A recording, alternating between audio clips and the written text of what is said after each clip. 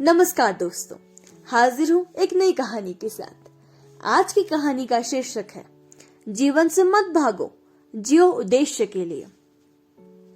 घटना उन दिनों की है जब इंग्लैंड में डॉक्टर एनी बेसेंट अपने वर्तमान जीवन के प्रति निराश थी और एक सार्थक जीवन जीने की ललक उनके हृदय में तीव्रता से उठी थी। एक दिन अंधेरी रात्रि सभी परिवारजन गहरी नींद में सोए हुए थे।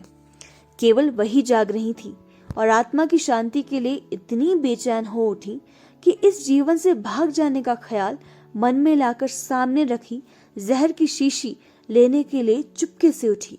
लेकिन तभी किसी दिव्य शक्ति की आवाज ने उन्हें आगे बढ़ने से रोक दिया। क्यों जीवन से डर गई? सत्य की खोज कर। ये सुनकर वो चौंक गई। अरे ये आवाज किसकी है? कौन मुझे भागने से रोक रहा है? उन्होंने उसी समय निश्चय कर लिया, सार्थक जीवन के लिए मुझे संघर्ष करना ही होगा।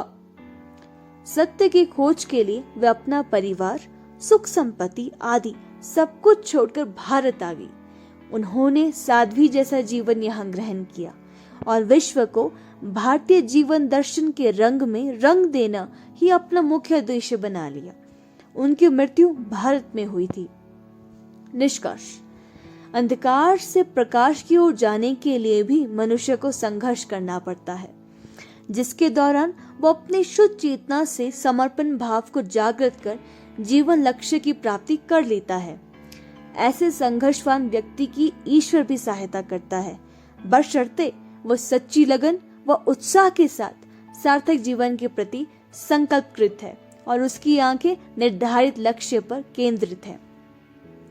याद रखें, जीवन सहज नहीं, एक संघर्ष है।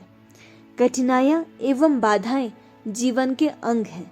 इनसे भयभीत होकर कर्तव्य पथ से पलायन कर देने का अर्थ होगा अपने जीवन मूल्य को नष्ट कर देना। सत्य तो यह है कि कठिनाइयों और दुखों पर विजय प्राप्त करके ही मानव ने इस भौतिक संसार का इतना ऊंचा विकास किया है। जब कड़वी दवाई के सेवन से रोग का निदान शीघ्र होता है, तब हम अपने जीवन लक्ष्य की सिद्धि में संघर्ष करने से क्यों कतराएं? हेनरी फोर्ड का कथन ध्यान देने योग्य है। Obstacles are those frightful things you see when you take your eyes off your goal. Treta युग में श्री राम जी को 14 वर्ष का वनवास मिला था और फिर लंका पर विजय प्राप्त करने के पश्चात लौटने पर राजगद्दी मिलते ही उन्हें सीता जी के निष्कासन पर एकला जीवन लेना पड़ा था। द्वापर युग में श्री कृष्ण के होते हुए भी धर्मराज युधिष्ठिर सहित 5 पांडव भाइयों को 12 वर्ष का वनवास और साथ में 1 वर्ष का अज्ञातवास झेलना पड़ा था। स्पष्ट है, यह जीवन संघर्ष आदिकाल से चला आ रहा है।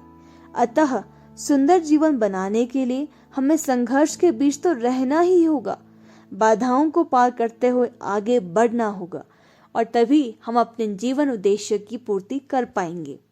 धन्यवाद।